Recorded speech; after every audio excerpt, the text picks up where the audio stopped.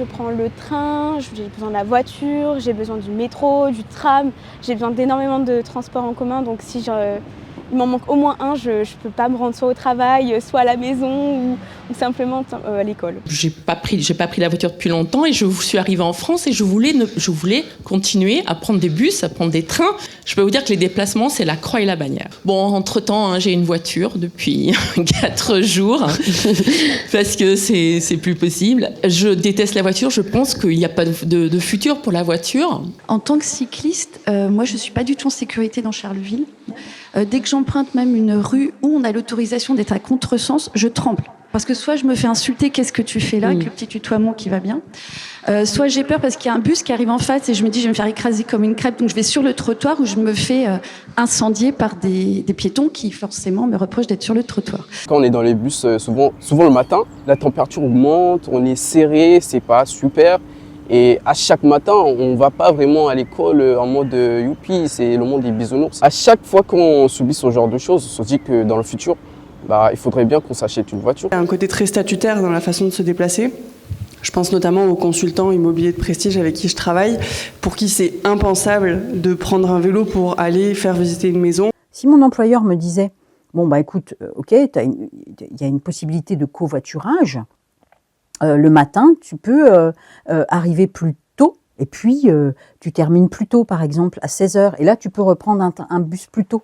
Pas de souci. » Et moi, ça fait 1 an que j'ai plus de voiture et j'en suis ravi. Je fais de l'autopartage maintenant, donc j'ai un abonnement. Il y a de la flexibilité, je l'utilise quand j'en ai besoin pour pour une demi-heure, 1 heure ou pour 3 jours.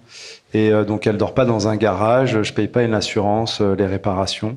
Donc je paye le coût réel de l'usage de la voiture en fait. Ça serait déjà de mettre plus de bus dans mon village.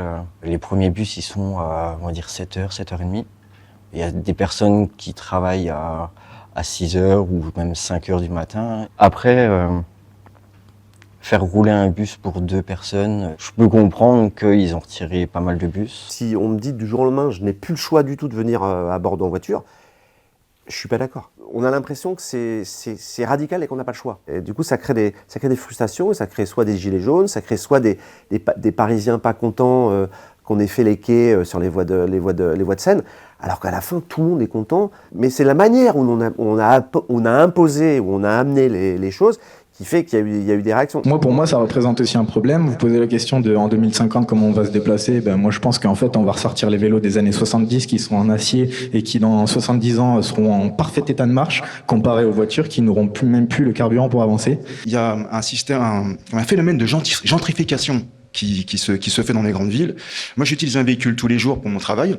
J'ai pas le choix, parce que j'ai des outils, des matériaux, et on s'aperçoit, qu'il y a un fossé qui se creuse entre des gens, qui arrivent à vivre dans un certain confort avec des super véhicules, qui ont, des vélos électriques, et à côté, il y a des gens qui sont dans une misère incroyable. Si on est bien là où on est, on n'a pas besoin de tout le temps se déplacer. Il faut que près de chez soi, il y ait aussi un peu tout ce qu'on a besoin dans son quotidien. Et si on veut que les gens changent, nous devons les impliquer dans la réflexion. Il est important d'avoir la réalité du terrain.